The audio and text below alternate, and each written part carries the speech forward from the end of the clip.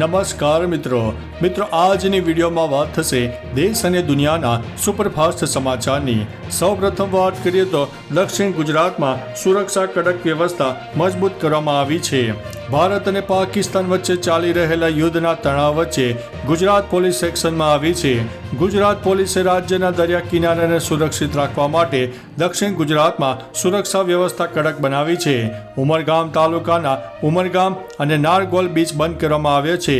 Police સૂત્રો પાસેથી મળતી માહિતી મુજબ વલસાડ જિલ્લાના દરિયા કિનારે આવેલા તમામ લેન્ડિંગ પોઈન્ટ ખાતે આવતા જતા લોકોને રોકવામાં આવી રહ્યા છે। મિત્રો, અન્ય મહત્વના સમાચારની વાત કરીએ તો યુદ્ધ વિરામ વચ્ચે બનાવાયો છે માસ્ટર કંટ્રોલ રૂમ। પાકિસ્તાન સાથે ચાલી રહેલા યુદ્ધને પગલે વર્તમાન પરિસ્થિતિ અને ઇમરજન્સીની કામગીરીની તૈયારીઓને ધ્યાનમાં રાખીને પરિસ્થિતિ પર નજર રાખવા અને બંને પક્ષો વચ્ચે સંકલન કરવા માટે દીવ જિલ્લામાં એક માસ્ટર કંટ્રોલ રૂમ સ્થાપિત કરવામાં આવ્યો છે। આ માસ્ટર કંટ્રોલ રૂમ દીવ નગરપાલિકાના કાર્યાલયના બીજા માળે સ્થાપિત કરવામાં આવ્યો છે। મિત્રો, અન્ય મહત્વના સમાચારની વાત કરીએ તો અરવલ્લીના ભિલોડા પંથકમાં ગાજવીજ સાથે વરસાદ નોંધાઈ ગયો છે। રાજ્યમાં કમોસમી વરસાદ હજી યથાવત જોવા મળ્યો છે। સાંજના સમયે અરવલ્લી જિલ્લાના ભિલોડા પંથકના વાતાવરણમાં પલટો આવ્યો, ત્યારબાદ લીલછા, ઝુમસર, સુનસર અને ભિલોડામાં વરસાદ જોવા મળ્યો। કમોસમી વરસાદના કારણે બાજરી અને મકાઈના પાકને નુકસાન થવાની ભીતિ સેવાઈ રહી છે। આ ઉપરાંત ઊંઝા તાલુકાના ગ્રામ્ય પંથકમાં ગાજવીજ સાથે વરસાદ વરસ્યો હતો।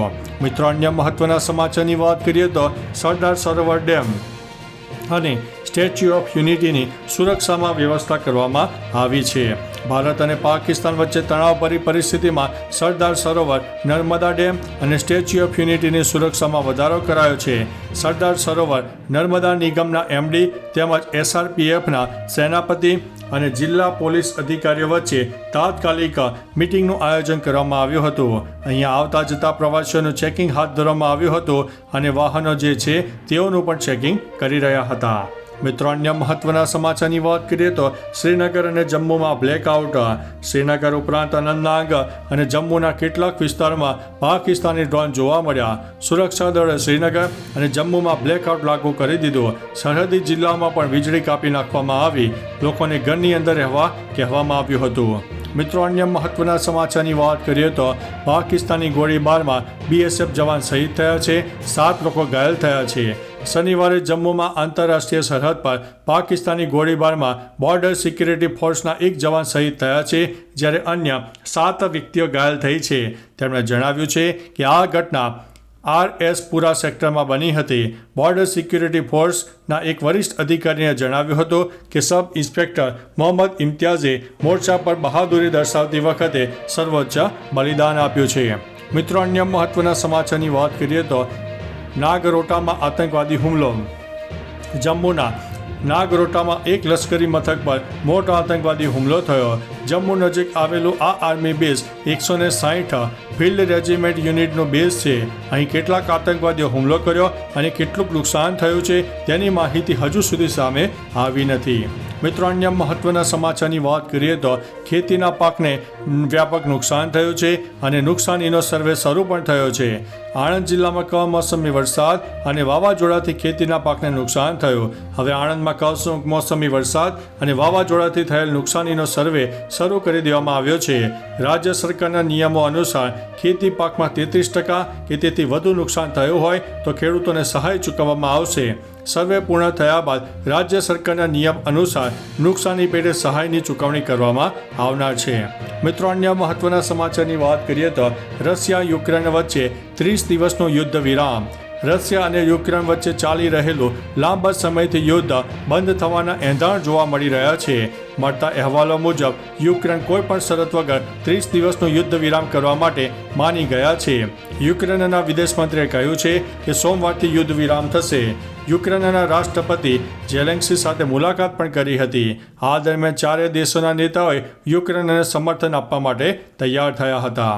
મિત્રો, અન્ય મહત્વના સમાચારની વાત કરીએ તો નવાબ શરીફે કહ્યું કે પાકિસ્તાન શાંતિપ્રિય દેશ છે। મિત્રો, આવું કઈ રીતે કહી શકે છે? આટલી બધી નાપાક હરકતો પછી પણ આ લોકોને શરમ આવતી નથી। પાકિસ્તાનના ભૂતપૂર્વ વડાપ્રધાન અને વડાપ્રધાન શાહબાઝ શરીફના ભાઈ નવાઝ શરીફે યુદ્ધ વિરામ પર સેના અને સરકારને અભિનંદન આપ્યા છે. નવાઝ શરીફે પોસ્ટમાં કહ્યું છે કે પાકિસ્તાન શાંતિપ્રિય દેશ છે અને શાંતિને પ્રાથમિકતા આપે છે, પરંતુ તે પોતાનો બચાવ કેવી રીતે કરવો તે પણ જાણે છે. મિત્રો, અન્ય મહત્વના સમાચારની વાત કરીએ તો સેનાને કડક કાર્યવાહી કરવાની સૂચના આપવામાં આવી છે તેવું વિદેશ મંત્રાલયે જણાવ્યું છે. ભારત અને પાકિસ્તાન વચ્ચે યુદ્ધ વિરામ થયાના થોડા કલાકો પછી પાકિસ્તાન દ્વારા ઘણી જગ્યાએ યુદ્ધ વિરામનું ઉલ્લંઘન કરવામાં આવ્યું. આ અંગે વિદેશ મંત્રાલયે રાત્રે 11 વાગે એક પ્રેસ કોન્ફરન્સ યોજી હતી. છેલ્લા કેટલાક કલાકોથી પાકિસ્તાન દ્વારા આ કરારનું ઘોર ઉલ્લંઘન કરવામાં આવ્યું હતું. ભારતીય સેના આ પરિસ્થિતિ પર નજર રાખી રહી છે અને તેને નક્કર અને કડક કાર્યવાહી કરવાનો પણ આદેશ આપવામાં આવ્યો છે. મિત્રો, અન્ય મહત્વના સમાચારની વાત કરીએ તો યુદ્ધ વિરામ પછી પણ સિંધુ જળ સંધિ સ્થગિત રહેશે. યુદ્ધ વિરામ પછી સિંધુ જળ સંધિ અંગે વિદેશ મંત્રાલયના એક સૂત્રએ જણાવ્યું છે કે યુદ્ધ વિરામ પછી પણ સિંધુ જળ સંધિ સ્થગિત રહેશે. આ કોઈ પૂર્વ કે પછીની સ્થિતિ નથી.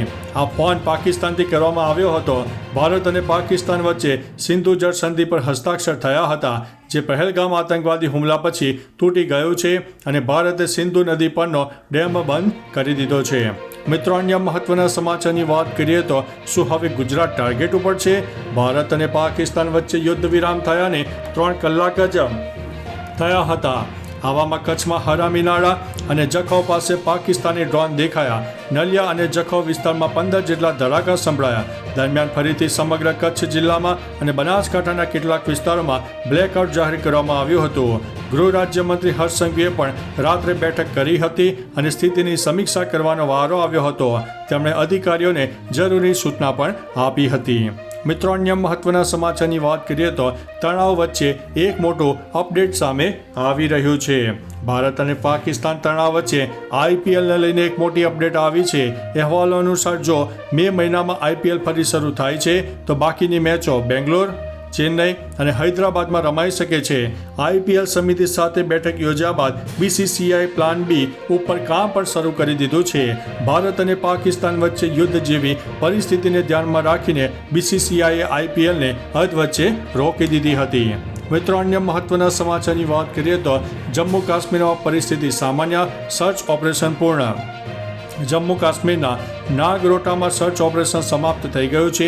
કોઈ ઘૂસણખોર મળ્યા નથી. શંકાસ્પદે રાત્રે ઘૂસણખોરી કરવાનો પ્રયાસ કર્યો હતો. ઘૂસણખોરો અને સૈનિકો વચ્ચે ગોળીબાર થયો. આ દરમિયાન એક સૈનિક ઘાયલ થયો હતો. હાલમાં ત્યાં પરિસ્થિતિ સામાન્ય છે. બીજી તરફ રિયાસીમાં ચીનાબ નદી પર બનેલા સલામ ડેમના 10થી વધુ દરવાજા ખોલવામાં આવ્યા છે. મિત્રો, અન્ય મહત્વના સમાચારની વાત કરીએ તો સિંધુ જળ સંધિ પર પાકિસ્તાનને કોઈ રાહત મળી નથી. ભારતે પાકિસ્તાન સામે અનેક દંડાત્મક પગલાં લીધા છે, જેમાં સિંધુ જળ સંધિને સ્થગિત કરવાનો પણ સમાવેશ થાય છે.